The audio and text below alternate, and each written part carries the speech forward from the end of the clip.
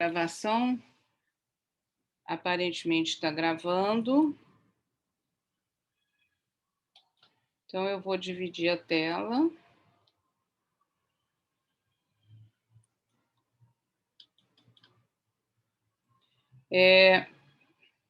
Por favor, pessoal, eu gostaria muito, principalmente, quer dizer, em geral, é sempre bom que haja a participação da turma, né?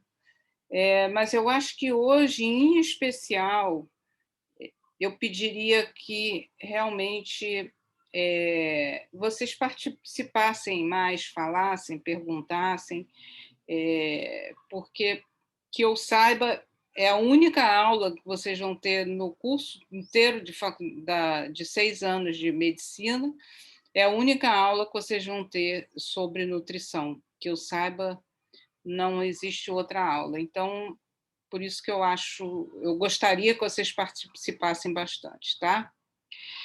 Então, eu vou começar com a primeira pergunta, que é: por que vocês acham que um médico precisa saber sobre princípios básicos de nutrição? Alguém quer falar por que acha que um médico precisa saber princípios básicos de nutrição? Tratar pacientes que, por exemplo, estão com dislipidemia, pacientes diabéticos, eu acho que assim, tem uma grande crescente desse tipo de paciente hoje, né? E aí Perfeito, talvez seja importante a gente saber para orientar. perfeito, é exatamente. São dois lados aí, né, professora? Uma é para ajudar a identificar um dos motivos da causa base, e outra também no auxílio do tratamento, que muitas vezes tem restrição para algum tipo de alimentação, às vezes a ingestão de algum tipo de alimento também ajuda. Perfeito, É perfeito, importante. exatamente. Influencia diretamente também no que é mais prevalente hoje também, que é diabetes, hipertensão. Exatamente, exatamente. Então, nós estamos vivendo em termos de doença, hoje em dia as doenças mais prevalentes são as doenças não transmissíveis, né? Doenças crônicas não transmissíveis, que são obesidade, síndrome metabólica, dislipidemia e diabetes. São as doenças atualmente mais prevalentes. E se vocês tiverem esse conhecimento desses princípios básicos de nutrição, vocês vão poder ajudar bastante na prevenção e depois no tratamento, né? Mas, se for possível prevenir, é melhor ainda, óbvio, né? Claro. Né? E, assim, sempre que a gente puder prevenir, é melhor do que a gente tratar, né? Então, vamos lá.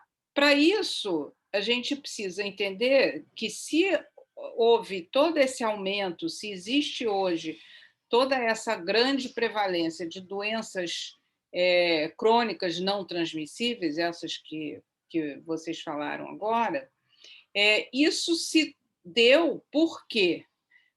Basicamente por dois motivos.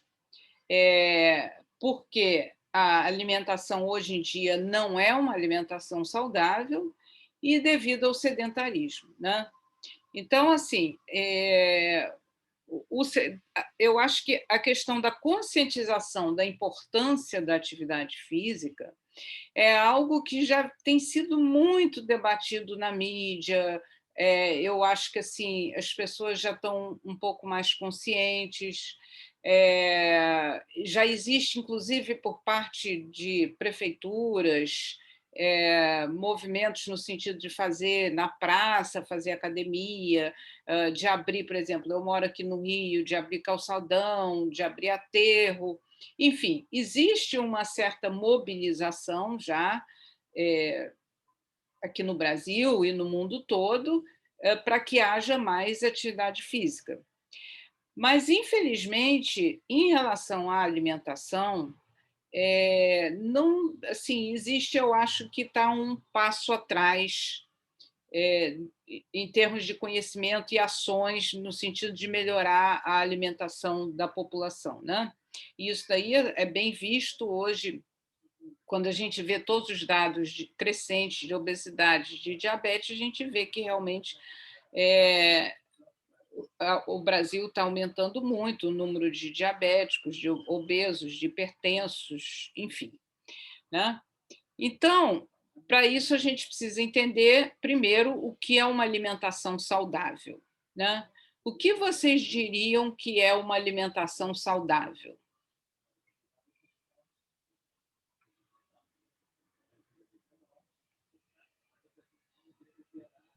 Uma alimentação balanceada, todos os tipos de nutrientes, proteínas,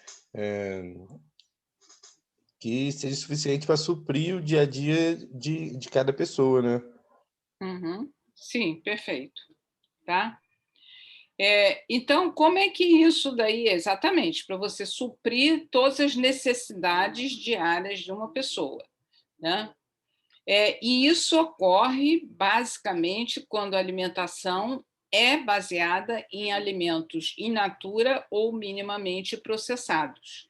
Ou seja, quando a maior parte da alimentação do indivíduo é de alimentos não processados, né? Que no preparo desses alimentos, entre uma boa qualidade de óleo em pequena quantidade, a gordura saudável, né?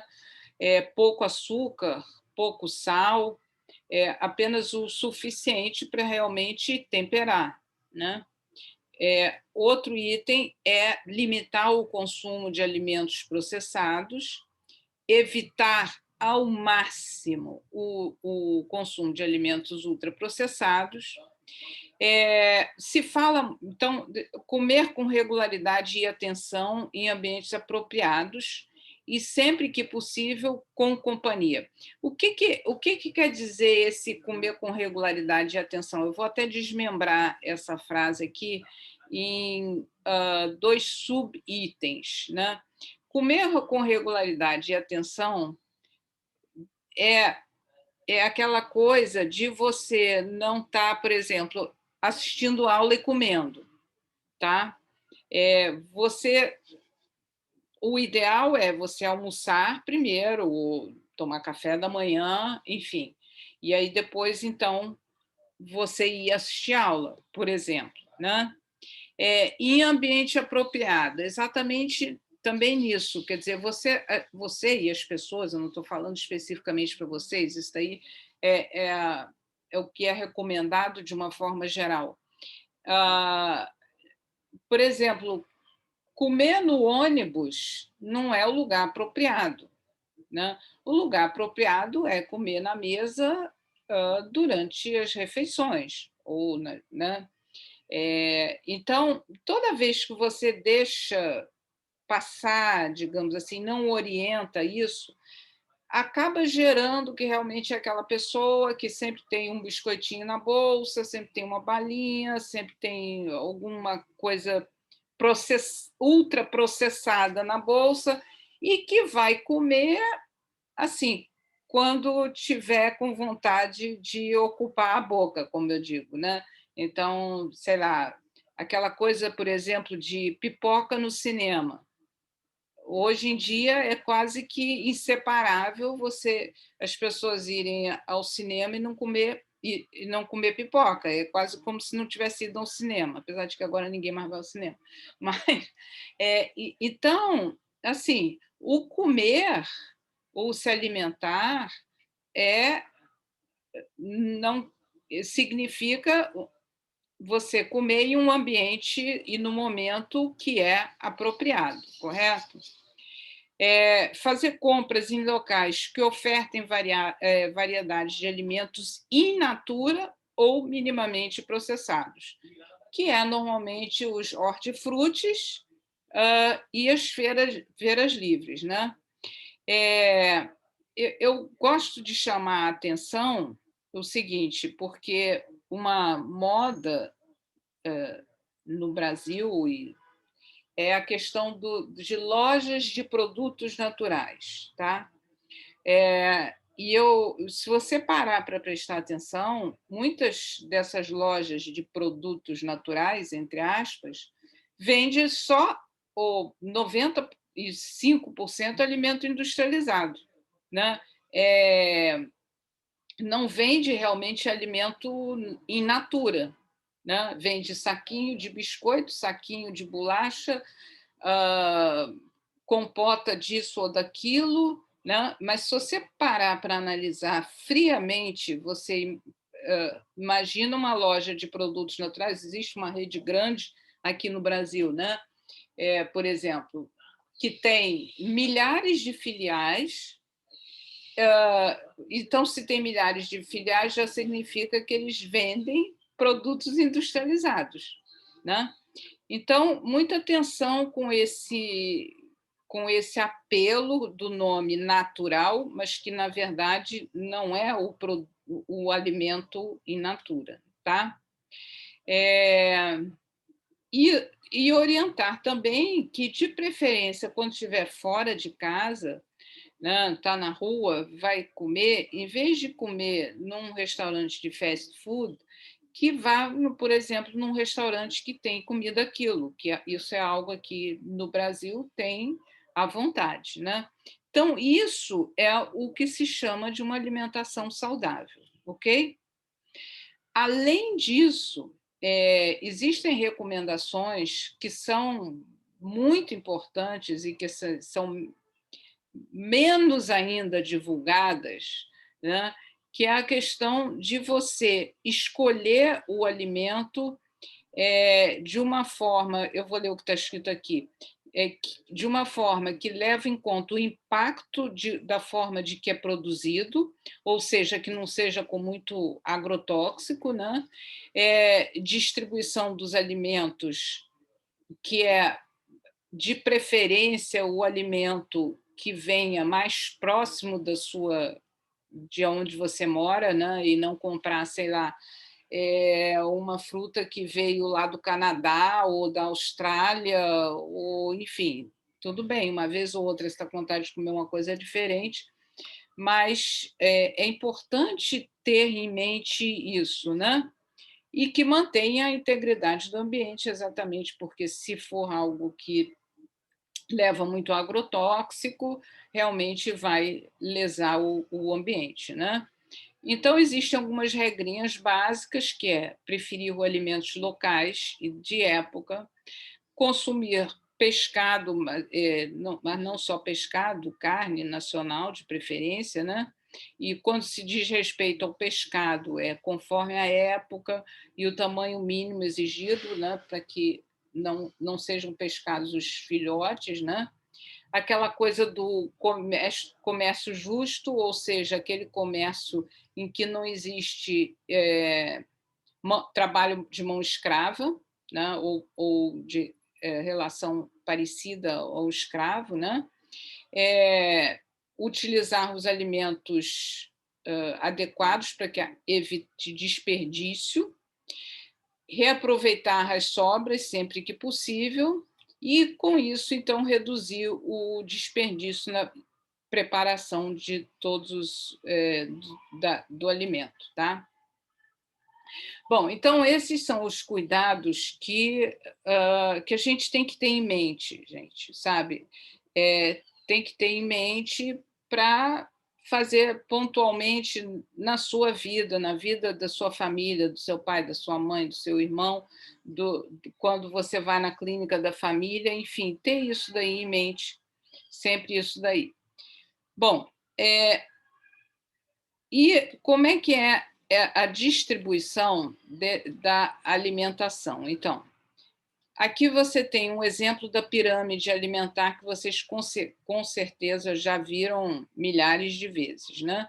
Então, a base da alimentação é carboidrato, né? Então, arroz, pão, batata, mandioca, aipim.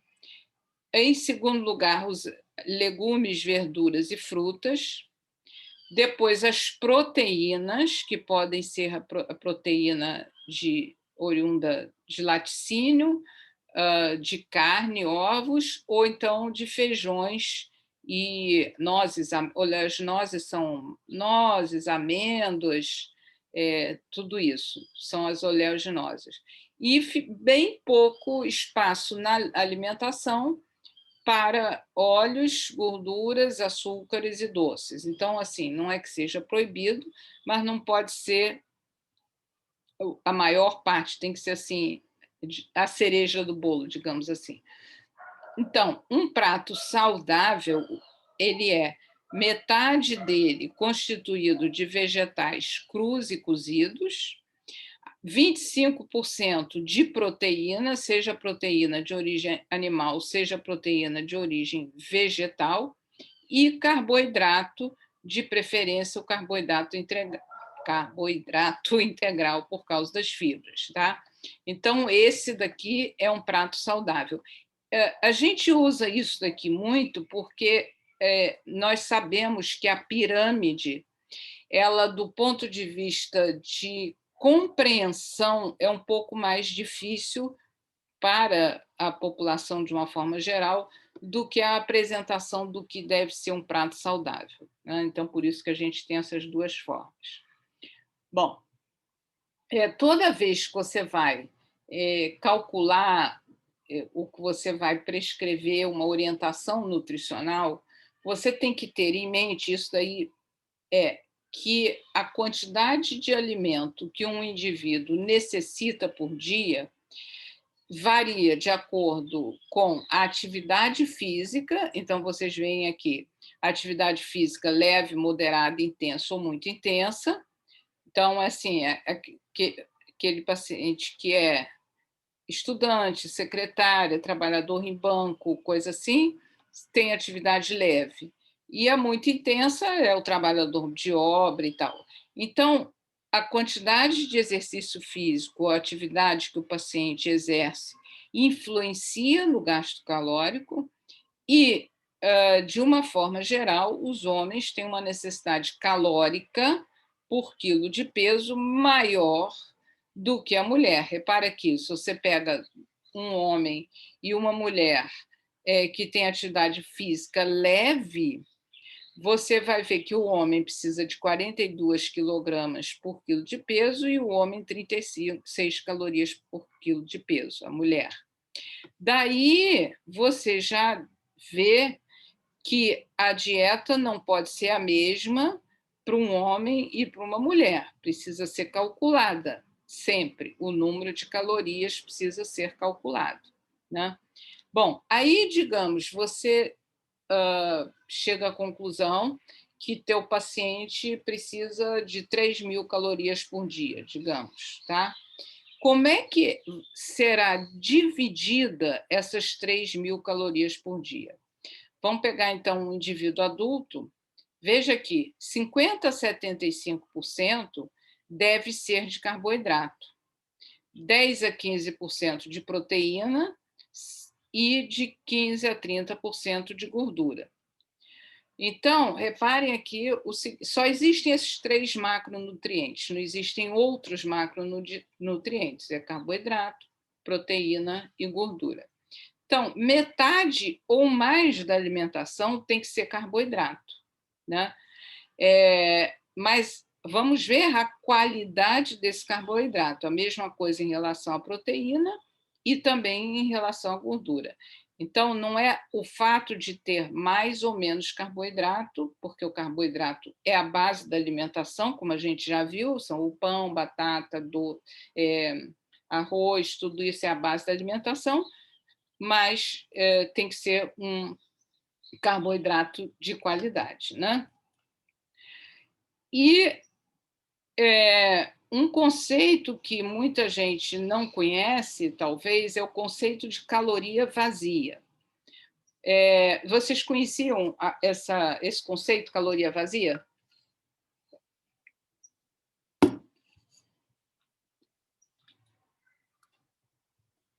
Eu já tinha ouvido falar já, professora. Já, mas você sabia o que era? Maria Cecília, Débora, vocês querem falar o que é a caloria vazia? Apesar de que está aí mostrado, né? Então, assim, caloria vazia são alimentos que contêm calorias sem nenhum valor nutricional, né? Então, os refrigerantes são calóricos, mais ou menos calóricos, mas em termos de nutriente é zero. Suco de caixa, a mesma coisa. Biscoitos, idem, tá? Sendo que muitos deles ainda têm alguns ingredientes que são maléficos para a saúde, como gordura trans e tal, tá? E o álcool, que é também uma caloria vazia, que fornece, em média, 7 quilocalorias por grama de álcool, né? Então, também é uma caloria vazia. Então, são os refrigerantes, o álcool, os biscoitos e os sucos industrializados, né? Bom, aí eu fiz uma enquete na turma, então eu passei essas...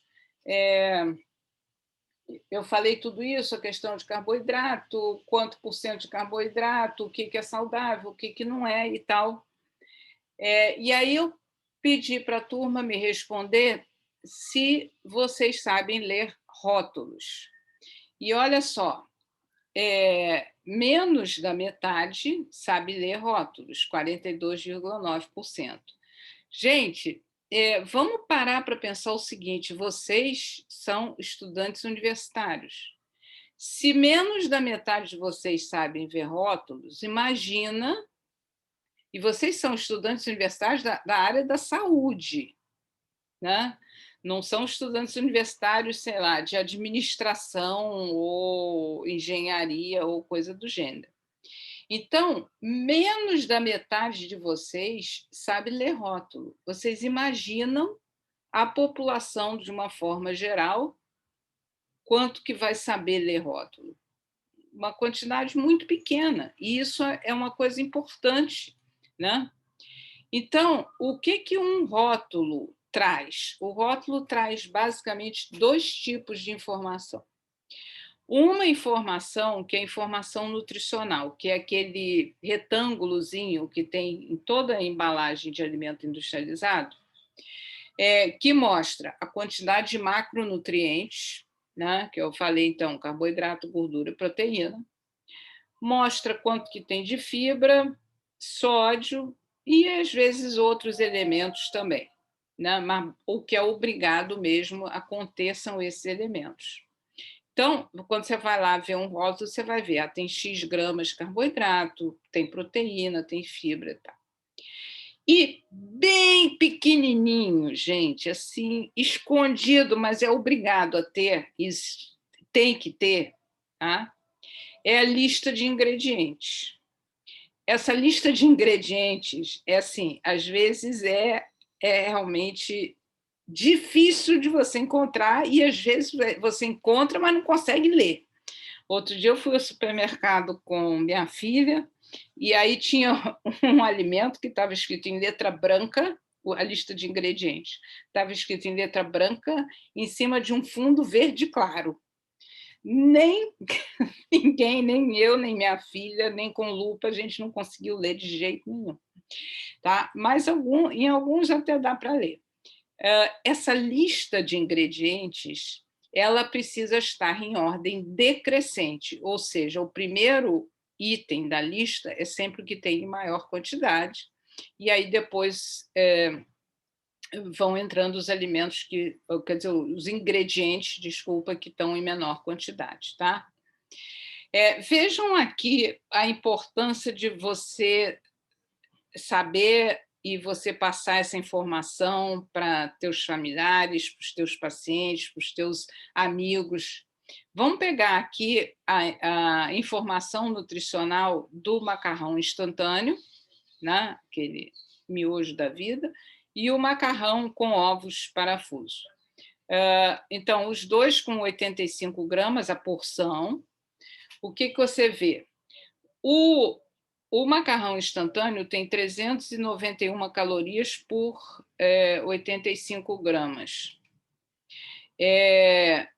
O macarrão com ovos tem 297, quer dizer, já tem menos calorias, apesar de ter ovos, né?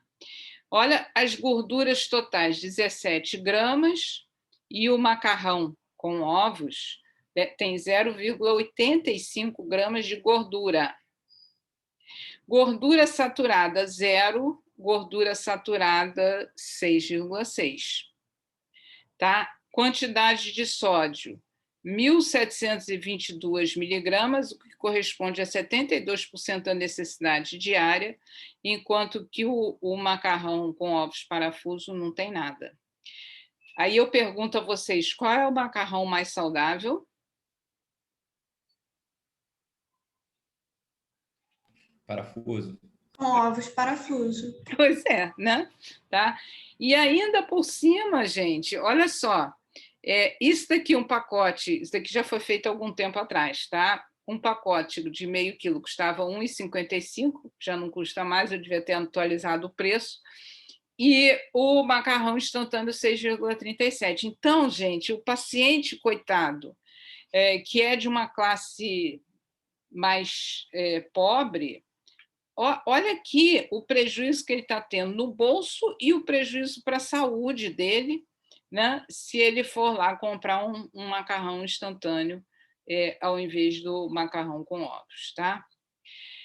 Então, eu falei para vocês a questão das informações nutricionais, disso daí é aquele rótulo, né, que eu mostrei aqui, esse daqui é o rótulo de informação nutricional, e aquele outro rótulo que eu falei que tem que buscar, procurar bem, vocês vão encontrar. Se vão conseguir ler, já são outros 500, mas encontrar, tem que encontrar.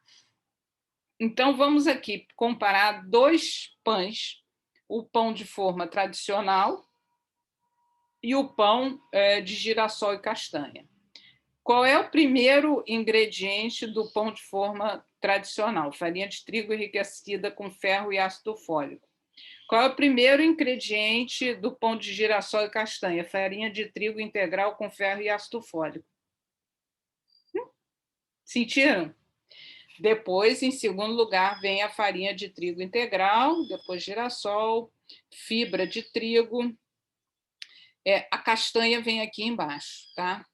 E aí, então, você compara um e outro, compara as informações nutricionais aqui, né? Você vê aqui que, por exemplo, é um pouco mais calórico, mas qual é a grande vantagem? Em termos de sódio, é mais ou menos equivalente, mas você tem muito mais quantidade de fibra, não tem colesterol, tem gordura poliinsaturada, 2 gramas, o que é bom, você tem 0 de gordura trans, gordura saturada você tem 0,7, quer dizer, tem um pouquinho a mais, né?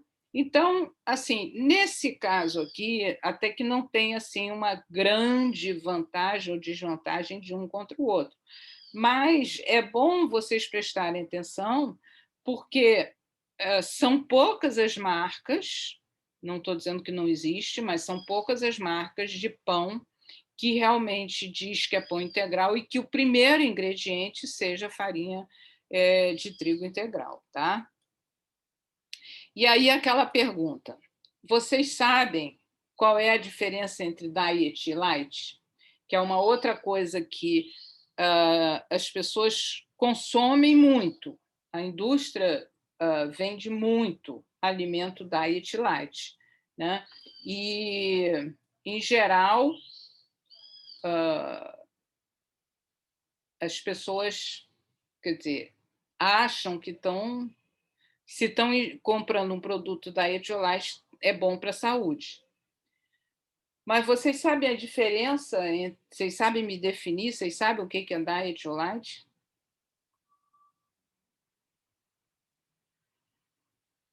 Não, né? Ou tão tímidos? Coloca aqui no bate-papo, gente. Opa! Então, a Cecília colocou light. A Débora. Então, tem gente respondendo, ótimo. Então, diet é sem açúcar e light é sem gordura. Então, a Débora colocou: diet é 0 de algum ingrediente. Mais alguém quer colocar? Cecília, Débora?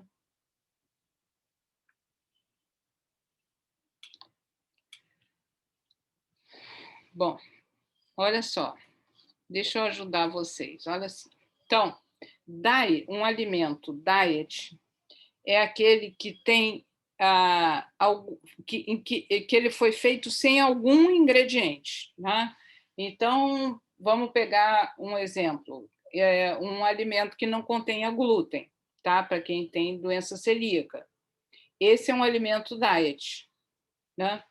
Mas isso não quer dizer que, por exemplo, esse alimento diet ele seja hipocalórico, né?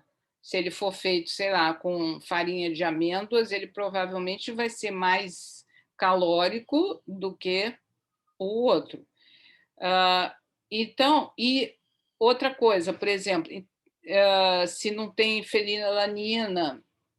Então, assim, o diet ele é empregado para alguma dieta específica. Então, para quem tem gota, para quem tem diabetes, para quem é hipertenso, o certo seria que ele tivesse escrito assim, indicado na dieta para paciente que tem tal problema de saúde. Entendeu? Então, esse que é um alimento da linha diet. O alimento light, ele tem a redução de 25% de algum componente. Então, ele pode ter menos açúcar, ele pode ter menos sal, pode ter menos caloria, quer dizer, é um alimento que tem a redução de algum componente. Mas reparem aqui que nenhum nem outro, nem o diet, nem o light, na composição de uma dieta, vai fazer assim. Eu estou falando assim, na composição de uma dieta das patologias mais comuns, né? É claro que se você tem um paciente com fenilcetonúria, vai fazer uma grande diferença. Mas nas dietas comuns, assim, a pessoa que está querendo manter o peso ou a pessoa diabética, na verdade, nem o diet nem o light vai fazer uma grande diferença. Vocês entenderam? Tá?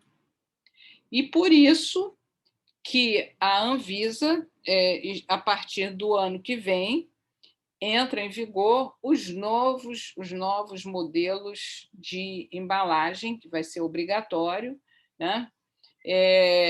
Que é esse tipo de, em vez de entrar aquela informação, além daquela... E só um minutinho, gente, que a bateria do meu computador está... Espera aí. Pronto. Então, assim, a partir de 2022, eu não sei que mês que entra em vigor, haverá uma mudança da rotulagem dos alimentos. Então, os rótulos eles precisarão conter como é que eu vou dizer? Esses sinais, esse alerta, digamos assim, tá? Alto em açúcar adicionado, ou alto em gordura, ou alto em sódio. Quando tem alto teor de 2 nutrientes, vai ter também obrigado, e quando for de 3 nutrientes, também obrigado. Então, por exemplo, esse aqui, alto em açúcar, gordura e sódio, tá? E isso daí realmente foi uma pressão que várias sociedades médicas fizeram para que realmente as pessoas comprassem e se alimentassem de uma forma mais consciente, porque da forma que é atualmente, como vocês viram, é muito difícil do paciente saber comprar adequadamente e saber se alimentar corretamente, correto? Tá? Muito bem. Então, eu volto com a pergunta, porque então, eu queria que vocês entendessem o seguinte: até agora eu falei sobre o princípio básico de nutrição e eu falei de como deve ser uma dieta saudável, né? Para evitar todas essas doenças crônicas não transmissíveis que nós estamos vivendo essa epidemia atualmente, correto? Então, até agora, eu falei como dieta como forma de prevenção, o que é uma dieta saudável, quais são os cuidados que precisam ser tomados, o que deve ser passado para uma família em termos de orientação, tá? E aí, a partir de agora, eu vou falar a respeito de dieta como base de tratamento de obesidade, síndrome metabólica, dislipidemia e diabetes, né? Tá? Entenderam? Sim, professor. Tá? Para situar na aula, tá? Então, agora eu vou fazer rapidamente a chamada, avisem aí os colegas que está na hora da chamada. Então, eu vou começar hoje com a turma B. Alberto Rosa, está aí? Presente, professor. Aline Gomes Rodrigues. Presente, professora. Ana Carolina. Ana Carolina dos Santos. Não? Ana Presente, professora. Oi. Ana Elisa. Presente. Ana Clara. Presente, professora. Oi. Antônio Lucas. Presente, professora. Augusto Alexandre. Presente. Camila de Sá Rodrigues. Carolina Nascimento de Carvalho. Daphne. Presente. Daniel Visconti. Presente, professor. Dávila está aí, né? Dávila? Não? Douglas. Presente. Eduarda. Eduarda não. Felipe dos Guaranis. Presente, professora. Fernanda Diniz Fernandes. Fernanda Maria. Gabriela Ferreira. Presente. Giovana. Eloá Santos Faria. Presente. Hugo Felipe. Presente. Isabela Costa. Presente. João Carlos Trovão. Presente, professora. João Gabriel. João Pedro. Presente. Júlia Chedid.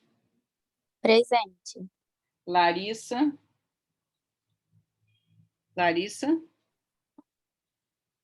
Laura Lima. Presente.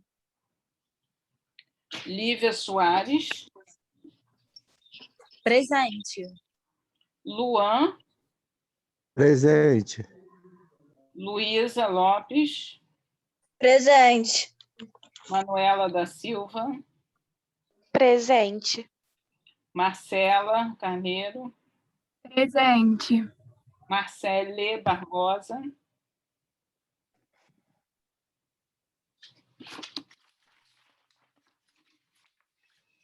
Marco de Bona Rezende. Presente, professora. Maria Cecília Alves. Presente. Maria Vitória. Presente. Mariana Saracino. Presente. Martim Benziman. Meire. Natan. Paola. Presente. Patrick. Paulo Roberto. Oi. Presente, professora. Quem? Paulo aqui. Paulo, tá. Paulo Roberto. Tá. Pedro Henrique. Presente, professora. Ronald, Presente. Tayane, Presente. Thaís, Presente. Tom Lourenço, Presente, professora. Yasmin. Presente. Tá. Professora, a Larissa falou que está sem microfone. Falou no chat. Larissa? Isso. Larissa, tá. Ok. Tá. Então, agora vamos para a turma A. Ana Carolina. Professora, Presente. Martim está presente. Martim. Da turma B. Espera aí. Da turma B, a Eduarda também tá, professora, desculpa. Espera aí. Então, eu vou falar o nome das pessoas que não responderam da turma B antes de eu ir para a turma A, tá? Camila Rodrigues. Eu tô aqui, professora. Tá. Carolina Nascimento de Carvalho. Não. Dávila. A Dávila está sem áudio, professora. Ela acabou de mandar no chat que ela está aqui. Ok. Tá. Fernanda Diniz.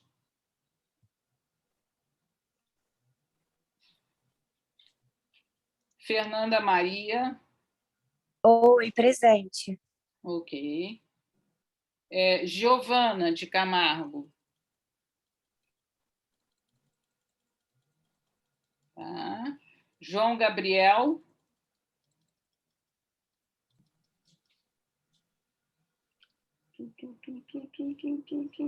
Marcele Barbosa.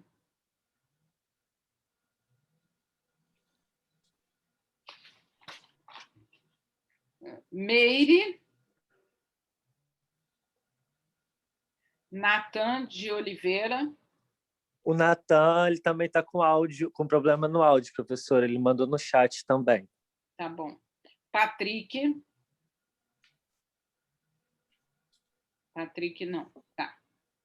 Então tá. Então, agora... Martim, você pegou, né, professora? Quem? Martim? Que sou eu, no caso. Peguei. Tá, obrigado. Nada. Então, vamos lá. Agora, então, Ana Carolina já falou... Hã? Fala, o quê? Ana Carolina Varanda já falou que está presente, né? Presente. Isso. Anílcio Teixeira. Ariane Luiza. Presente. Brenda Alves. Presente. Bruna Fernandes. Presente. Carolina Barbosa. Presente. Charles Lameira. Presente. Presente, ok. Clara Spinato. Presente. Débora Franciele. Presente. Esther Matias. Presente, professora. Fernanda Citrângulo. Flávia Pina. Presente. Giovana de Siqueira. Presente, professora. Giovana Maria. Presente, professora. Isabelle Gomes. Presente. João Bresciani Padilha. Presente. João Felipe. João Pedro. Presente. José Francisco Neto. Presente. Júlia Bardella. Presente. Júlia Ruiz. Presente. Juliana Alves. Presente. Juliana de Almeida. Presente. Juliana Magalhães. Lara Pereira de Brito. Presente. Laura Avraham. Oi, professora. Presente. Oi, Laura. Laura Marques. Presente. Leonardo Diminski. Presente. Letícia Santos. Presente. Marcela Bispo. Marco Aurélio. Presente. Presente. Espera aí, quem que falou aí? Marcela e Marco agora. Marcela. Não, chamei Marcela. Marcela tá aí? Marcela Isso, Bispo? Marcela. Isso, sou eu. Tá, Aham. ok. Marcos Vinícius. Presente. Maria Eduarda Bernardino. Maria Fernanda. Presente. Marina Bersô. Nayara Afonso. Presente. Nicole Monteiro. Presente. Paula Rangel. Presente. Pedro Miguel. Pedro Vitor. Sara Cristine. Tainara. Presente. Espera aí, quem Sara Sara? presente.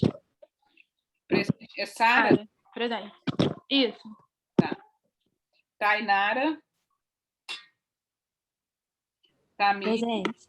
Tainara está presente. Tamires. Presente. Vitor Malafaia.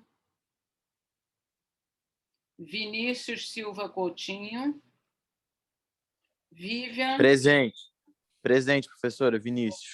Tá. Vivian. Presente. Yasmin. Presente, professora. Aqui o Pedro Calife está falando no chat que o microfone dele parece que também está com problema. Tá. Então eu vou... Boa tarde, professora. Patrick, você me chamou? Peraí. Patrick, você é de que turma, Patrick? E eu tô na outra turma. É. Ah. Eu mudei de turma, professora. Tive um relapso agora, perdão, desculpa. Certo. Professora, Maria Eduarda Bernardino pediu para avisar que a internet dela está caindo toda hora. Peraí, de que turma é? Quem? Como? Quando? Peraí. Eu tô Maria aqui, Eduarda... professor. Peraí, um de cada vez. Quem tá aí? Quem falou eu tô aqui? A Maria Eduarda, professora, que a minha internet está muito ruim. Tá, Maria Eduarda, você tá ok. Tá, ok. Olha só, eu vou chamar da turma A quem não respondeu, tá? Tá bom? Pode ter havido uma falha. A Nílcio está presente ou não? Eu tô sim, professora. Tá. Então, a Nílcio, vou chamar só quem... Fernanda Citrângulo. Não está presente. Ok. João Felipe Faria Ribeiro. João Felipe? Também não. Ok. Juliana Magalhães não está presente. A Juliana Magalhães pediu para avisar que a internet dela está oscilando um pouquinho, mas ela está tentando reconectar. Juliana Magalhães? Tá. E a Marina Bersô da Silva, tá aí? Não? Ok. Pedro Vitor. Pedro Victor? Também não. E Victor Malafaia? Também não. Ok, então tá. Professora, eu sou a Fernanda Diniz Fernandes, eu sou da B. Na hora que a senhora me chamou, a minha internet tinha caído. Como é que é teu nome? Fernanda Diniz Fernandes, da turma B. Ah, tá, ok. Tá, ok. Então tá, então eu vou continuar aqui. Então nós vamos falar agora em relação a essa questão da alimentação. Professora, pois não. Só para confirmar, eu te interrompi na turma A, eu sou da turma B, não sei se ficou claro. Patrick. Patrick, o teu nome...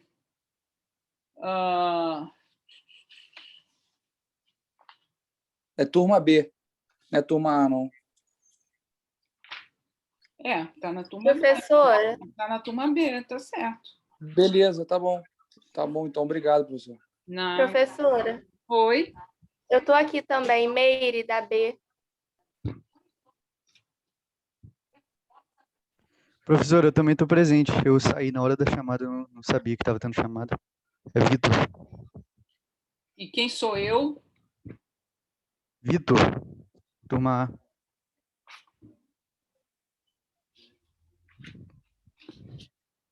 Quando eu votei, já tinha tido chamada. Desculpa. Pronto. Podemos recomeçar agora? Então, vamos lá, gente.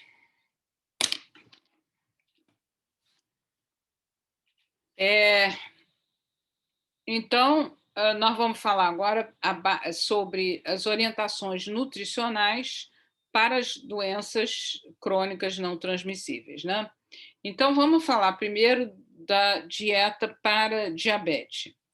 Eu fiz uma pergunta que é a seguinte: qual é a melhor dieta para um paciente obeso, né? E coloquei alguns tipos de dieta, quer dizer, que são as dietas que atualmente estão mais em moda. Aliás, as que estão mais em moda atualmente são essas duas, né? Jejum intermitente e dieta low carb.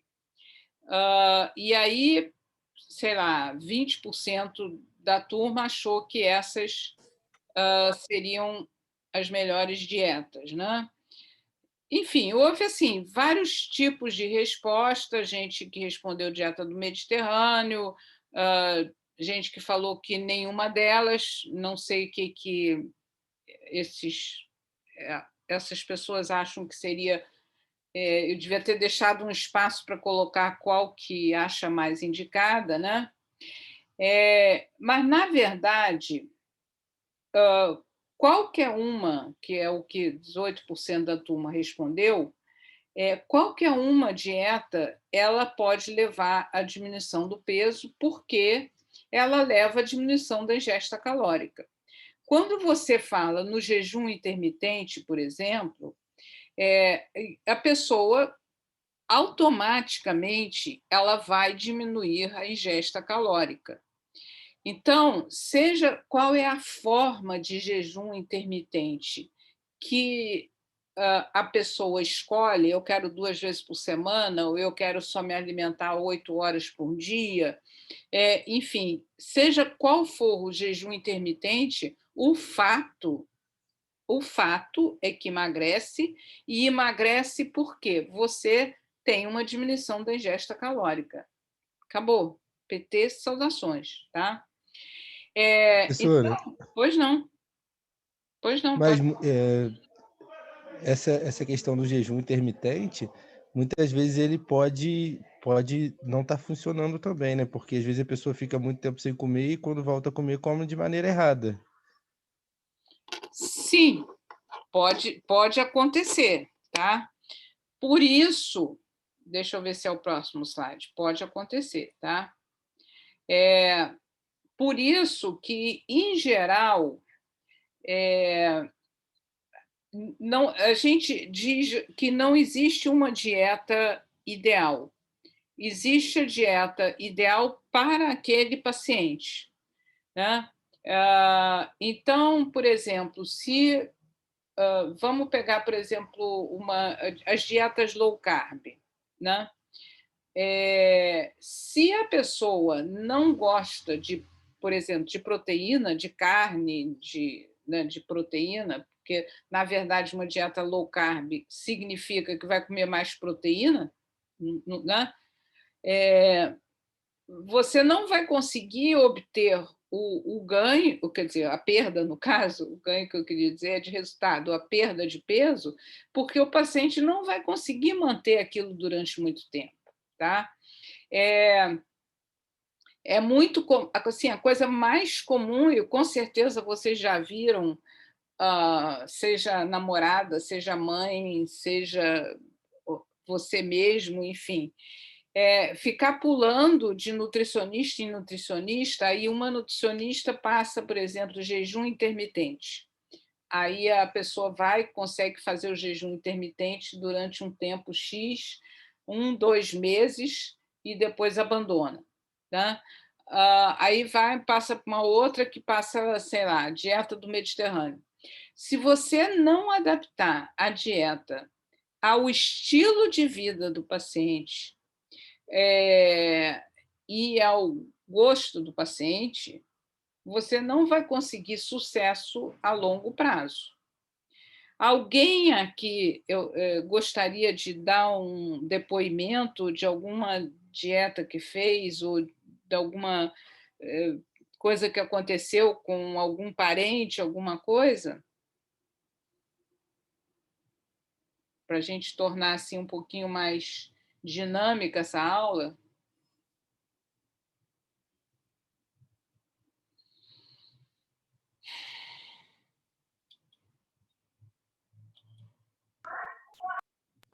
Professora.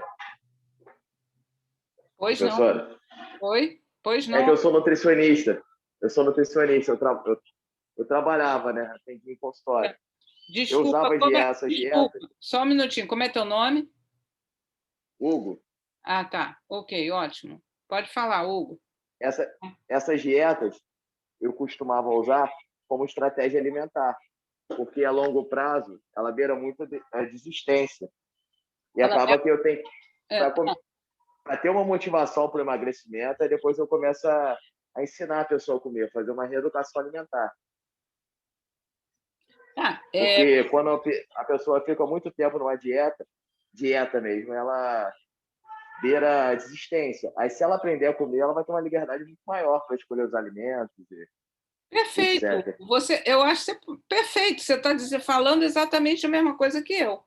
Tá? Você vê alguma diferença no que eu falei, no que você está dizendo?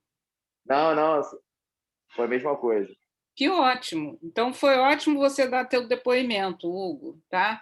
Maravilha. E é uma honra eu ter um nutricionista assistindo minha aula. Legal. A gente tem outra aí, que é a Daphne. Ah, é? Ai, que legal. A Daphne também. Fala alguma coisa aí, Daphne, da tua... Daphne? Ela está aí? Ou será que ela já saiu? Bom, então, vamos lá, Hugo. Então, ela já saiu. Então é exatamente isso. Às vezes, como você falou, às vezes a gente até... Oi, professor. Oi? Oi. É Daphne? Oi, Daphne. Oi, tudo bem? Tudo bem, e você?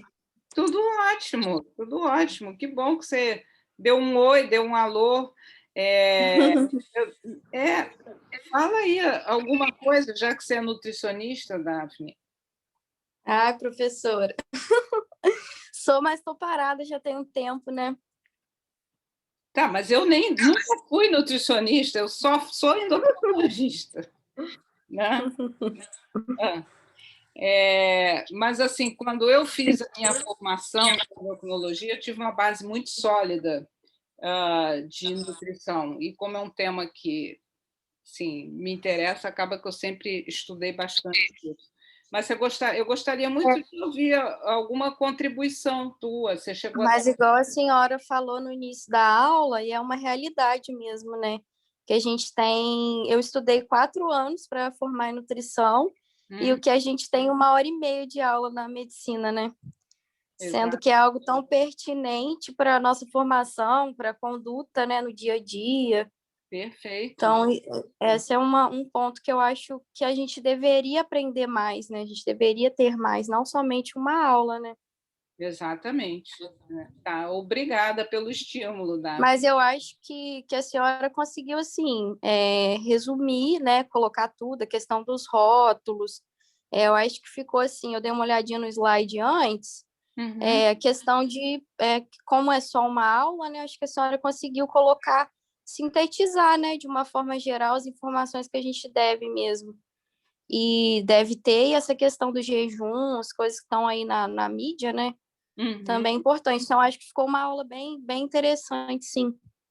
Legal, Daphne, obrigada, obrigada.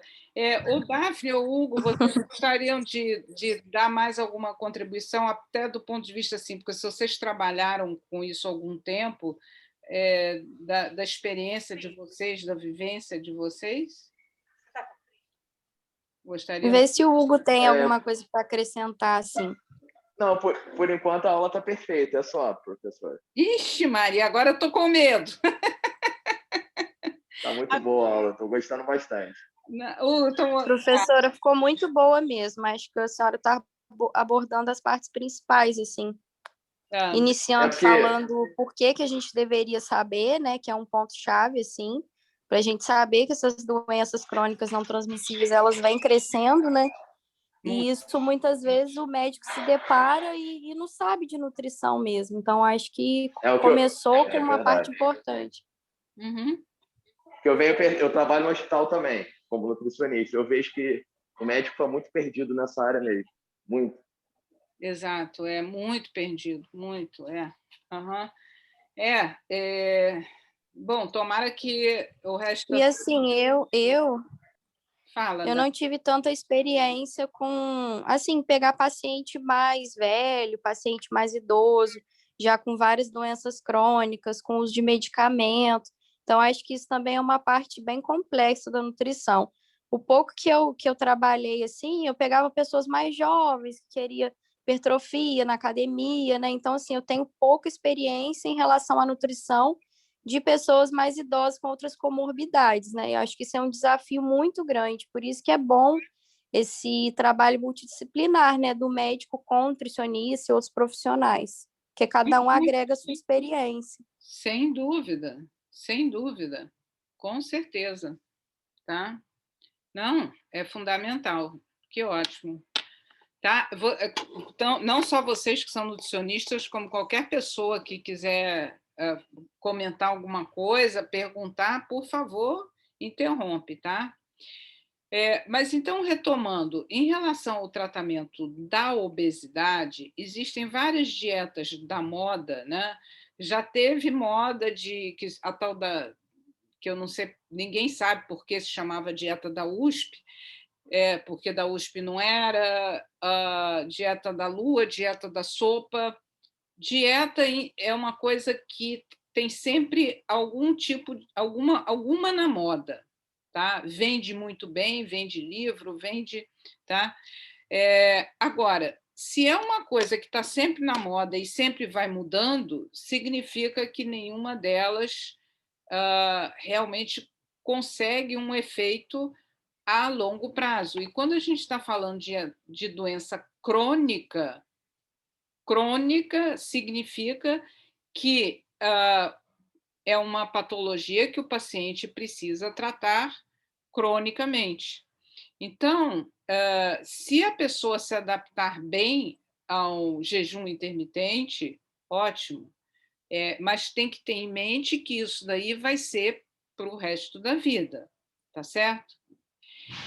Agora, um ponto super importante que eu fiz questão também de colocar a pergunta. Se você atende uma criança com sobrepeso ou obesidade, né, qual a orientação que você dá para os pais? E aí eu fiquei muito feliz de saber que realmente a grande maioria da turma falou que deve orientar a família para uma reeducação alimentar, né? Isso daí é fundamental, porque aí eu trouxe para mostrar para vocês como isso é importante. Olha só, isso daqui é uma revisão sistemática e uma meta-análise muito grande de milhares de pacientes, né? Vendo a prevalência de comorbidade de criança e adolescente de 5 a 18 anos, tá? Quer dizer, obesas ou com sobrepeso. Então, uma revisão sistemática em meta-análise de crianças e adolescentes obesos ou com sobrepeso. O que foi... Olha só, isso daqui, se tivesse aqui, seria que não foi encontrado. Então, glicemia de jejum maior do que 100 foi encontrado. Colesterol aumentado foi encontrado. colesterol HDL baixo, uma grande... Deixa eu esclarecer, o laranja são as crianças e adolescentes com sobrepeso, e o vermelhinho são aqueles com obesidade. Então, vocês reparem que, obviamente, que os que são que são obesos, eles têm mais colesterol HDL baixo, têm mais LDL alto, têm mais hipertrigliceridemia, tem mais hipertensão arterial, tá? Eu vou pular daqui a pouco eu volto para cá. Tem mais asma, tem mais problema ortopédico, pé chato, né? E não tem problema dentário. Então, o problema dentário não foi observado. Que preencheram os critérios de síndrome metabólica de acordo com esse trabalho, um número significativo, de acordo com os critérios de IDF, também um número maior de crianças com obesidade, e pelo critério de NCEP também. E olha só, isso daqui é mais sério ainda, tá? O número de crianças obesas que tem esteatose hepática. Olha aqui. Gente, chama atenção para vocês uma coisa. Esteatose hepática é a primeira, quer dizer, é a antessala da cirrose hepática, da fibrose antes, esteatose, fibrose, cirrose e câncer de fígado. Isso daí eu acho que vocês estão dando gastro também agora, nesse semestre, né? E vocês podem confirmar com as professoras de gastro. Então, isso é uma população, quer dizer, essas crianças e adolescentes que estão com sobrepeso e obesas, elas precisam ser orientadas para ter uma alimentação saudável, porque senão, olha só, eu vou repetir, hiperglicemia, dislipidemia, hipertensão arterial, síndrome metabólica, esteatose hepática, asma brônquica e pé chato. Só não vão ter problemas dentários, tá? Então, eu gostaria que vocês entendessem a importância que é que seja abordado desde a infância. Não é deixar, vamos esperar ele crescer. Não. Até porque os hábitos que são adquiridos na infância, eles são levados para o resto da vida. Uma criança que, desde criança, é acostumada, por exemplo, a beber refrigerante e a comer sorvete de sobremesa, ela vai levar esse hábito para o resto da vida. Tá? O alimento tem um valor afetivo. Todos vocês sabem disso, que às vezes assim, que estão longe da casa da mãe ou da casa da avó, eu vou para a casa da minha avó comer isso, isso, aquilo, que minha avó faz ou que minha mãe faz, né? Então, a alimentação tem a questão afetiva também, que a gente não pode esquecer. E se você não começa a ensinar uma criança a se alimentar direito, ela vai levar aquilo para o resto da vida. Ok? Tá? Uma outra coisa importante que eu perguntei: uma mulher em idade fértil está acima do peso e te procura porque quer engravidar. Qual é a sua resposta? Mais da metade da turma respondeu corretamente, que orienta para ela fazer uma reeducação alimentar. 40% da turma acha que deve pedir os exames e, se observar a glicose elevada, inicia uma orientação nutricional. Bom, eu lamento informar que, se você encontra uma glicose elevada, aqui, nessa fase, ela já está diabética, né? Se ela pretende engravidar, você vai dar uma orientação nutricional para ela para evitar que ela fique diabética, tá? Ok? Então, e aqui eu peguei um outro trabalho, eu não consegui uma assim mais clareza, mas eu vou ler para vocês, tá? Vou acompanhar vocês nesse slide. Acompanhe, aqui são os vários desfechos, tá? Os desfechos isolados, que é cesárea, pré-eclâmpsia, são alguns desfechos, e essa linha aqui é de todos os desfechos somados. Aqui é o paciente, as mulheres que têm peso baixo, peso normal, sobrepeso, obesidade grau 1, obesidade grau 2 e obesidade grau 3. Reparem, por favor, também aqui na escala. Então, aqui você tem escala que vai até 80, agora, e aqui também vai até 80, só que você repara que, por exemplo, se você compara o peso normal, que está aqui, com, por exemplo, obesidade grau 1, você já nota que as complicações sobem assustadoramente. E quanto mais obesa e quanto mais a mulher ganha peso durante a gestação, maior o risco de todas essas complicações. E quais são essas complicações? Então, repetindo, é o diabetes gestacional, é a pré-eclâmpsia, é o parto cesárea, é o paciente, não, é o feto macrossômico, enfim, todas essas complicações, e isso aqui é obesidade grau 1.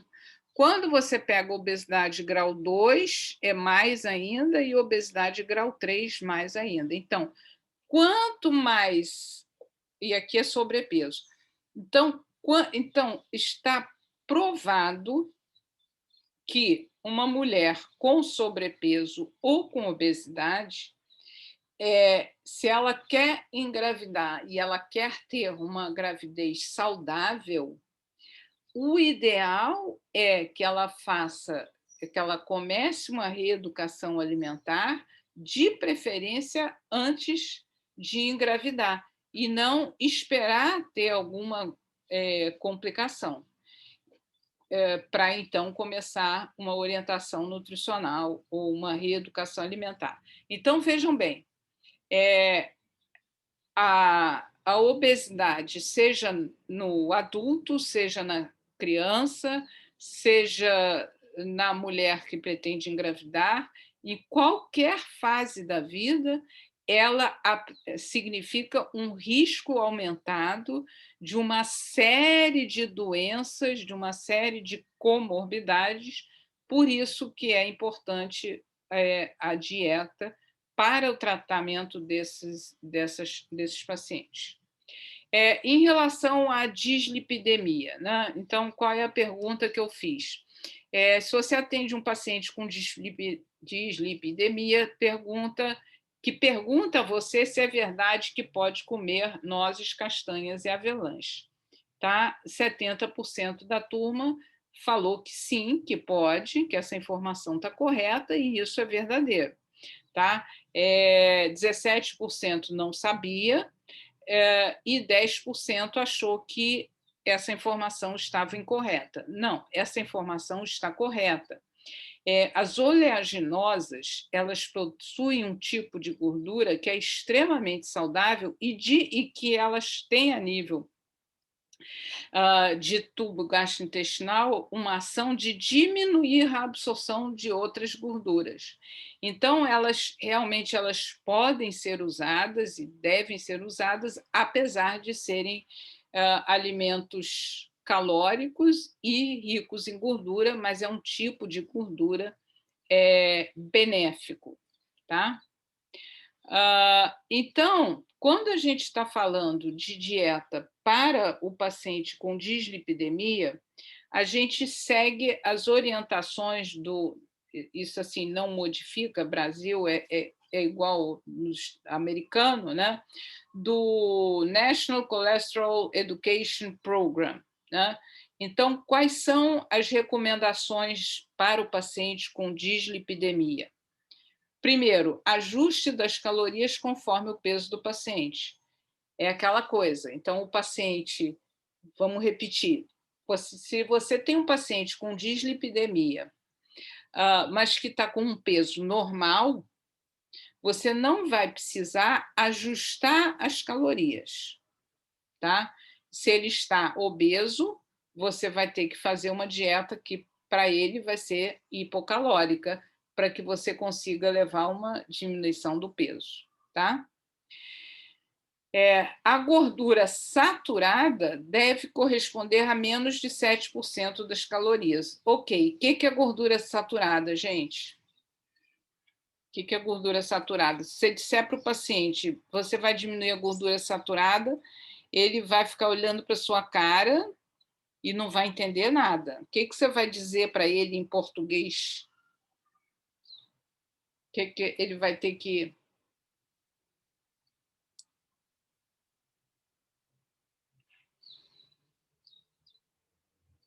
Gente, quais são os alimentos que possuem gordura saturada? Opa! Então, basicamente, a gordura saturada, ela provém dos alimentos de origem animal, tá? Então, as carnes, de uma forma geral, elas são as fontes de gordura saturada. Então, o que você vai ter que dizer para ele é que ele deve diminuir a ingestão de gordura de origem animal. Menos de 2% de gordura trans. Então, a gordura trans, ela é observada, ela é encontrada nos alimentos industrializados, né? E os ácidos graxos trans também em alimentos industrializados, como, por exemplo, margarina, né? Então, esses produtos eles precisam ser diminuídos. Menos de 200 miligramas de colesterol ao dia. Qual é o alimento mais rico em colesterol? É gema de ovo, né? Então, orientá-lo no sentido de evitar, por exemplo, comer muito ovo. No momento não está me ocorrendo outra fonte muito rica de colesterol, mas sim, por exemplo, a gema do ovo.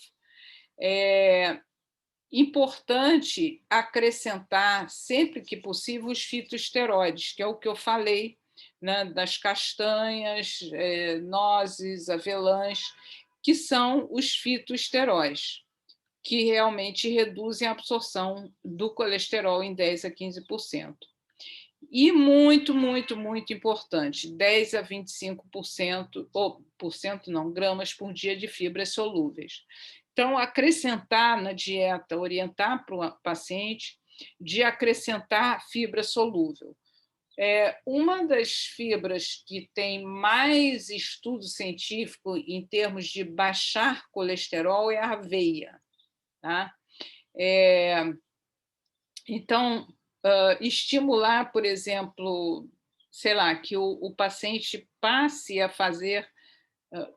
de alguma forma, seja, sei lá, fazer uma vitamina de aveia com leite desnatado e uma fruta, arranjar formas de o paciente ingerir maior quantidade de fibra, e aí pode ser ou através dos alimentos integrais, né? Então, arroz integral, macarrão integral, pão integral, tudo isso, e, se possível, acrescentar fibra na sua alimentação. Professora? Pois não. Posso voltar no início desse slide, só porque eu não peguei direito? Aqui? O anterior. Não, depois. Errei, perdão. Aqui? Isso, esse mesmo, Você disse que quando o paciente tem o peso ideal, Então, não faz ajuste de caloria? Como é que é, então? Não, desculpa. Não, olha só, não é que você...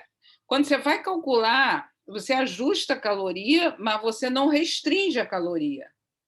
Tá? Uma coisa é ajustar. Quer dizer, o que eu quis dizer com isso? Deixa eu explicar o que eu queria dizer. Se você tem um indivíduo que tem peso normal e, digamos, ele tem uma atividade física intensa e é homem, ele vai precisar de 3.500 calorias, ele vai precisar das 3.500 calorias por dia. É o ajuste. Tá? Agora, se você tem um indivíduo que está acima do peso, o ajuste que você vai ter que ter é no sentido de tirar, digamos, esse mesmo paciente, tá? Que você fez o cálculo da necessidade dele de ser de 3.000 calorias por dia, se ele está obeso, você deve retirar, por exemplo, fazer uma dieta para ele de 2.500, porque aí ele vai perder peso. Você entendeu ou não? Obrigada. Talvez a palavra ajuste que eu quis dizer é ajustar para o peso ideal. Tá? Então, se a pessoa já está no peso ideal, tudo bem. Se a pessoa está acima do peso, vai precisar ajustar no sentido de fazer uma restrição calórica. Mais alguma dúvida? Não, tudo bem por aqui. Tá, ok. Tá. E aí, aquela pergunta, o Guia Alimentar para a População Brasileira sugere a mistura arroz com feijão como base da alimentação. O que você acha se essa recomendação pode ser estendida para pessoas com diabetes? Sim, tá? Não existe por que você restringir, porque o arroz com feijão é uma dieta, é um alimento saudável, tá? Quer dizer, principalmente se for um arroz integral, melhor ainda. Mas o feijão é extremamente saudável, né? Então, e o feijão ele vem junto com o arroz. Então, não existe motivo para você restringir. 14,3% dos alunos responderam que deve restringir o arroz com feijão. Eu imagino que seja, não sei se alguém quer falar, que seja porque acha que o paciente diabético não pode comer arroz, né? Se é por esse motivo, eu lembro a vocês a base da pirâmide. Qual é a base da pirâmide? É carboidrato. E arroz é carboidrato. Então, desde que não seja aquele monte de arroz, né? Com um pouquinho de feijão, não existe por que você deixar de você privar um paciente brasileiro que não vai viver a vida toda sem comer arroz e feijão, de privar de arroz e feijão. Alguém tem dúvida em relação a isso? Bom, o que diz a diretriz brasileira da Sociedade Brasileira de Diabetes? Tá? A última diretriz é essa, que saiu em 2020. Então, veja só, é igual àquela que nós vimos lá no começo de uma alimentação saudável. 45% a 60% de carboidrato. Tá? É isso. Tá? Até porque eu queria lembrar para vocês o seguinte, aqui, que é proteína 15% a 20%, gordura 20% a 35%, fibra, quer dizer, não há grande diferença, não há. E eu quero sempre lembrar a vocês o seguinte, se você pega um indivíduo que necessita de 3.000 calorias por dia, vamos arredondar os números. digamos que ele tem uma dieta em que ele usa 1.500 calorias de carboidrato, tá? O arroz, o pão, enfim, metade, eu estou arredondando. Se você diminui a quantidade de carboidrato dele, quer dizer, diz para ele, olha, o senhor não vai comer tanta farinha, você vai ter que diminuir a farinha. O que vai acontecer se ele precisa de 3.000 calorias por dia? Vai ter que aumentar os outros macronutrientes, que é proteína e gordura. Tá? Proteína sem gordura é difícil. Né? Então, corre o risco desse paciente, se você restringe demais o carboidrato, mas dele aumentar outros alimentos que são ricos em outros nutrientes que talvez vai fazer mais mal do que o carboidrato. Deu para entender ou ficou confuso? Sim, professora. Ótimo, tá? Então, como eu estou falando de dieta para diabetes, eu tenho que dividir aqui. Tá? Não dá para colocar tudo no mesmo igual. É a dieta para o diabetes tipo 1. Qual é o que é o diabetes tipo 1? Geralmente é um paciente que não é obeso, né? Portanto, ele tem que fazer uma dieta normocalórica. E qual é a característica principal do diabetes tipo 1? É deficiência absoluta de insulina. Ele é insulino dependente. Né? Então, como ele é insulino dependente, ele precisa que a sua alimentação seja consonante com a insulina. Então, as duas coisas têm que trabalhar em paralelo. A alimentação dele, o que ele vai comer e a insulina que ele vai tomar. Tá? Ok?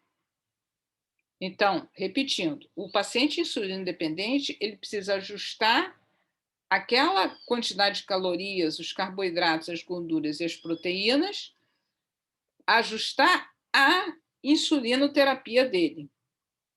Tá? As duas coisas têm que andar paralelas. Já o diabetes tipo 2, a fisiopatologia é muito diferente. Esses pacientes, geralmente, eles são obesos, hipertensos e com síndrome metabólica. Por isso, eles vão precisar uma dieta hipocalórica.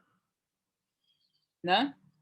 E como eles geralmente têm de síndrome metabólica, e síndrome metabólica significa baixo HDL, aumento do triglicerídeo, ele vai precisar um controle rigoroso da qualidade da gordura, do sal, porque é hipertenso, e do açúcar. E esse paciente, eles geralmente são obesos, e por isso ele vai precisar de uma dieta hipocalórica. Então, assim, não dá para dizer a dieta do diabetes é essa ou aquela. Em primeiro lugar, é muito diferente o que é um diabetes tipo 1 o que é um diabetes tipo 2. Né? Então, vamos ver aqui, eu peguei um exemplo de uma paciente minha, que é uma paciente diabética tipo 1, e aqui o que vocês veem, ela usa Libre, que é um sensor de glicemia, que mede a glicemia dela, ela fica com isso direto, o dia todo, todos os dias, 30 dias no mês, 365 dias no ano, tá?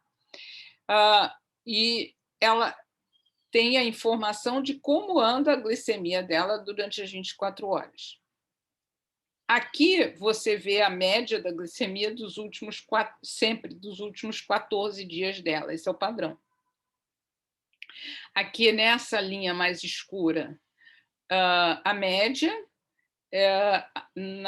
no azul aqui essa outra, o que ocorre de vez em quando, e aqui o que ocorre com menos frequência.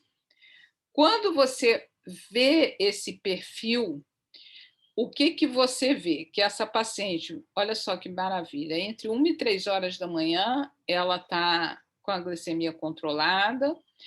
Algumas vezes aqui ela tem um fenômeno que se chama fenômeno de alvorecer, que eu não vou falar agora, mas o que você vê aqui, que depois do café da manhã, ela está com a glicemia, em geral, alta, tá? Ela está fazendo aqui um pequeno pico de hiperglicemia. Aqui não chega a ser um pico acentuado, mas algumas vezes ela faz uma hiperglicemia acentuada após o almoço ou após o café da manhã. Então, o que essa paciente precisa? Aí você olha isso daí, né, e conversa com ela. Olha só, teu café da manhã algumas vezes não está legal, vamos rever o que é que você está comendo no café da manhã, talvez seja, não sei, final de semana, que está sendo o responsável por esse pico, e aí, sei lá, final de semana vai tomar café da manhã, alguma coisa diferente, não sei, mas o que está acontecendo é que ela está tendo, em alguns dias, um pico de hiperglicemia após o café da manhã. Então, a dieta, para a gente não fugir do assunto, a dieta, ela está no peso, essa paciente. Então, o que eu preciso? Por exemplo, orientá-la que ela coma carboidratos de absorção mais lenta, ou que ela diminua a quantidade de carboidrato aqui no café da manhã e, de repente, bota um pouquinho mais no almoço. Você repara aqui que depois do almoço ela tá tudo bem, né? E depois a gente vai ter que ver que, de vez em quando, ela à noite aqui talvez seja final de semana. Então, gente, seja com o Libre, que é esse sensor, tá? Ou seja com a glicemia capilar, que o paciente do SUS faz a glicemia capilar, o paciente portador de DM1, você vai ter que ajustar a dieta de acordo com a insulina dele, né? Às vezes você aumenta a insulina, às vezes você diminui a alimentação, mas é sempre esse binômio, insulina e alimentação, tá? É o que a gente, assim, é um esquema que é o esquema de contagem de carboidratos. Isso daí já é uma coisa que a gente vai ver um pouquinho na aula de diabetes, tá? Já o tipo 2 é muito diferente. O tipo 2, ele tem como base a resistência insulínica, né? Que é aquilo que eu já falei anteriormente lá. Então, tem como base a resistência insulínica, então tem síndrome metabólica. Então, repetindo o que eu já falei antes, esse paciente vai ter dislipidemia, né? Vai ter hipertensão arterial, faz parte da síndrome metabólica. Então, a dieta para ele é diferente, bem diferente de um DM1, né? Então, ele pode ou não ter pré-diabetes e o diabetes. Então, a dieta para ele, eu só quis mostrar que não existe diferença entre a dieta do diabetes tipo 2 do paciente com síndrome metabólica, tá? Bom, então, qual é... Então, assim, o que eu acho que todos vocês já sabem, a gente não deve trabalhar com dieta, a gente deve trabalhar com reeducação alimentar, porque aquilo... Professora? Pois não. Fala. Eu queria tirar uma dúvida. Eu já li sobre índice glicêmico dos alimentos. Sim. E eu vi que um alimento com alto índice glicêmico, por exemplo, pode estar associado a uma resistência insulínica, porque fica dando picos de insulina depois de consumir eles. Tem que ter esse ajuste no diabetes tipo 1, diabetes tipo 2? Tá, deixa eu te Dos explicar. alimentos. Tá. Bom, em primeiro lugar, essa questão do índice glicêmico realmente é uma coisa muito importante e que a gente usa muito mais no diabetes tipo 1 para essa sincronia entre a insulina e a glicemia, tá? Então, o paciente com diabetes tipo 1, a gente normalmente orienta para que ingira alimentos com baixo índice glicêmico, tá? De uma forma geral, até eu podia ter colocado lá no início da aula, recomenda-se sempre evitar, mas o que acontece? Os alimentos com alto índice glicêmico, em geral, são os alimentos refinados. Então, se você compara, por exemplo, o pão branco com o pão integral, ou o arroz branco com arroz integral, o branco, o refinado, sempre tem um índice glicêmico mais alto e o integral tem um índice glicêmico mais baixo. Tá? Então, eu não sei se respondi a tua pergunta. Ajudou sim. Só que eu também li sobre, assim, quando você tem um alimento que tem um índice glicêmico mais alto, se você pegar e misturar ele na refeição com alguma proteína, por exemplo, você diminui a velocidade de absorção dele, então não vai ter tanto esse problema de subir tanto. Sim, sim, sim, sim. É absolutamente correto, exatamente. Se você pega um pão branco e bota uma fatia grossa de queijo dentro, com certeza, e mais uma, sei lá, uma folha de alface e mais não sei o que lá, com certeza você vai diminuir o índice glicêmico, sem dúvida nenhuma. Professora. Pois não. Existem essas ferramentas, né, para a gente poder auxiliar, né, o paciente para poder diminuir esse índice glicêmico dos alimentos. Aí, como foi colocado, acrescentar uma fonte de fibra, uma fonte proteica ou gordura, para lentificar essa digestão, né, e evitar com que tenha esse pico, né? Perfeito, sim, sim, sim, sim, exatamente. Tá? E a melhor forma de fazer isso é explicando, né, essa forma para o paciente, porque muitas vezes ele não vai entender, né? Então, o diálogo, a forma como você aborda, como você explica, né? Acho que é a forma de conseguir a conquista não, né? Os resultados, né? Para poder... Porque não adianta você só falar que ele tem que comer e não explicar, não falar o porquê daquilo. Exato, não adianta absolutamente nada. Exatamente. Né? E isso que você falou é exatamente uma das diferenças entre você entregar uma dieta para o paciente ou fazer uma reeducação alimentar, porque a partir do momento que você está falando de educação, é exatamente você sentar com o paciente e explicar para ele, né, o que ele pode fazer para, por exemplo, comer o pãozinho francês dele, por exemplo, tá? Ou arroz com feijão, né? Então, é exatamente isso, é a parte da educação. Né? Que eu acho que, assim, tudo que está escrito aqui, eu acho que eu já falei. Se eu falar, eu vou estar repetindo. Quer dizer, a dieta ela tem resultado a curto prazo, ela... curto prazo, quer dizer, tem data de validade, a pessoa consegue fazer no máximo 2 meses. Tem a questão do efeito sanfona, claro, faz 1 ou 2 meses, emagrece, depois engorda tudo de novo. É aquela coisa que todo... Né? Já na reeducação alimentar, você vai fazendo aos poucos a mudança e isso tende a manter para o resto da vida. Desculpa. Peraí. Uma coisa que a gente trabalha muito lá no ambulatório é com o diário alimentar.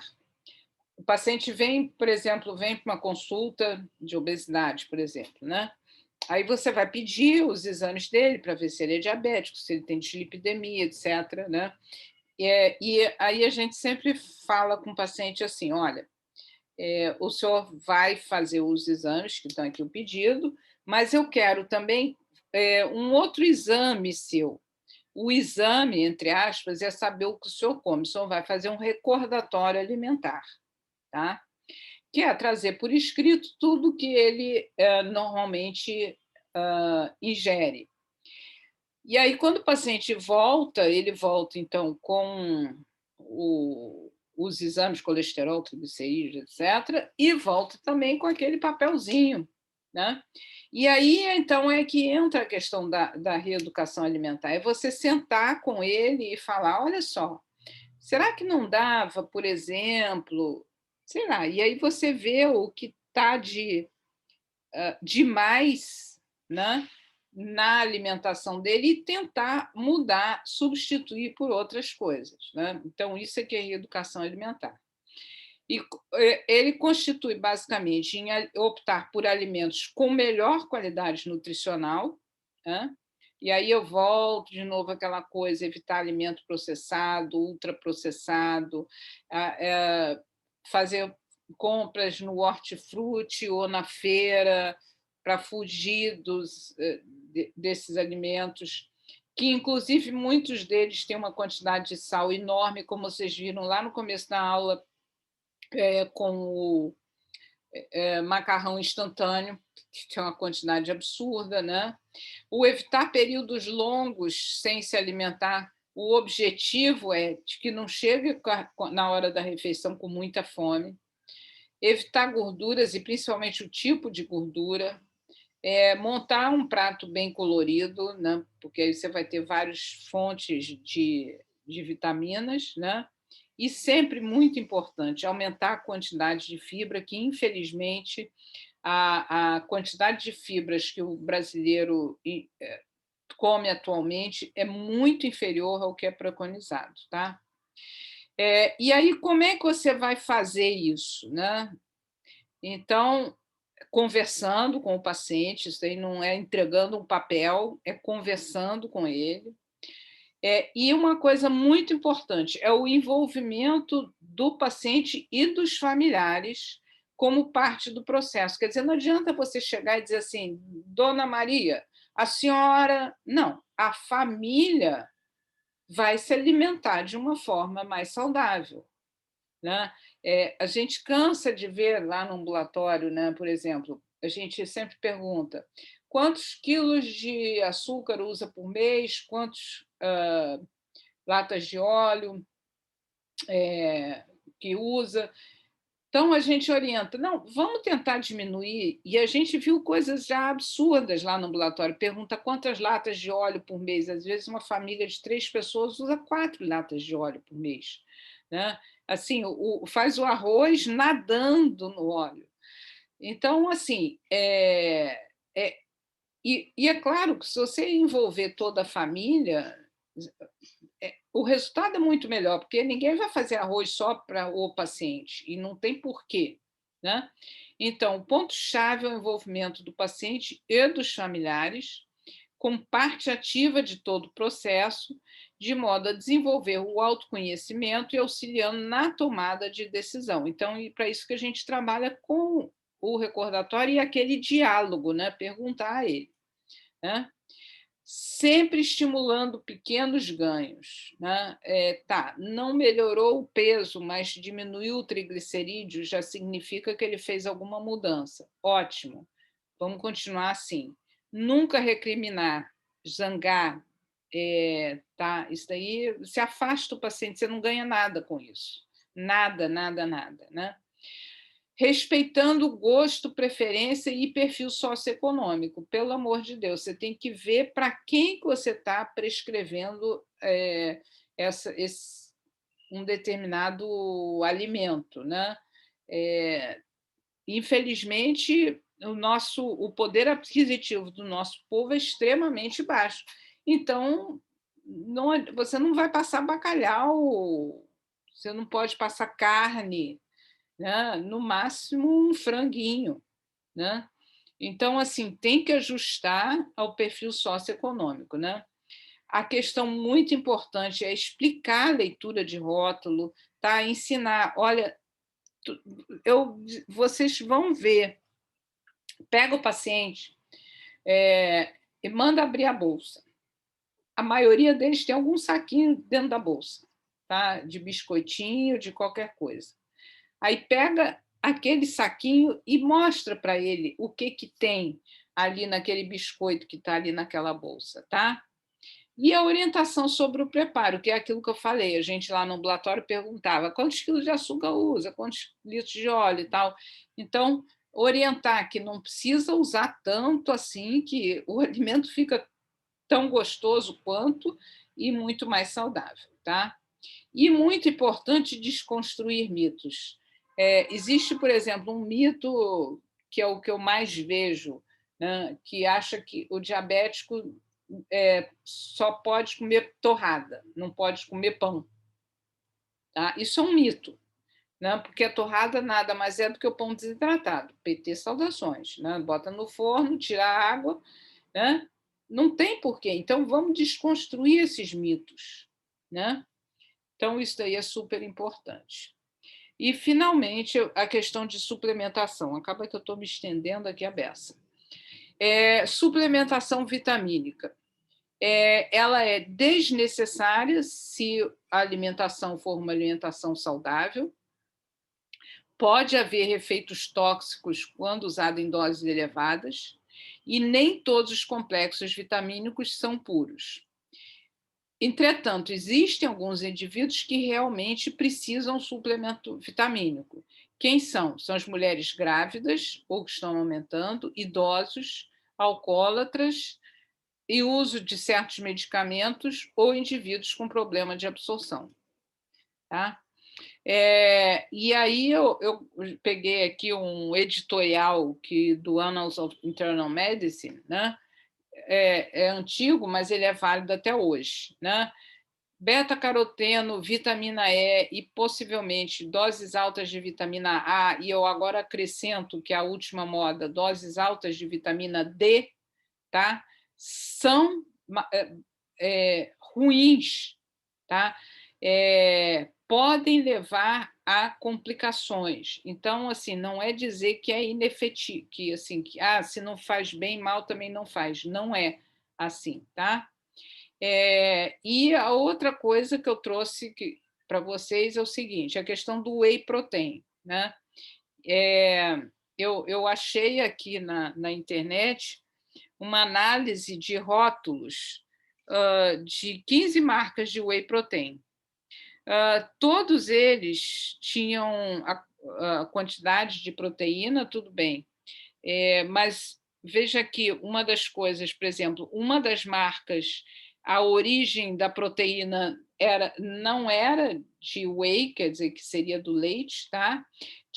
A grande maioria deles tinham teor de carboidrato muito maior do que estava escrito no rótulo, né? Substâncias outras que foram encontradas que não deveriam estar lá. Em suma, das 15 marcas que foram analisadas, só uma, e eu não sei qual é, porque lá eles não dizem, que estava de acordo com o que estava escrito no rótulo. Então, a conclusão dessa análise, né? 15 marcas foram examinadas, 11 apresentavam valores de carboidrato diferentes, 5 apresentavam substâncias não declaradas, 2 apresentavam teor de proteína diferente daquele expresso no rótulo, e uma apresentava fonte proteica diferente do que estava descrito no rótulo. E aí, nos Estados Unidos, eles fizeram um estudo de 40 suplementos, dos quais 16 tinham resíduo de pesticida nos suplementos. Tá? Então, basicamente, era isso que eu queria, só isso que eu queria falar para vocês. Né? Estou à disposição para alguma dúvida, pergunta, qualquer coisa. Vou abrir aqui E alguém quer ainda fazer algum comentário, alguma dúvida, pergunta? Não? Então tá, gente. Então, até a semana que vem. Pesticida é demais, eu também acho. Para você ver o risco que a gente está correndo quando... Né? Mas é a dura realidade, tá?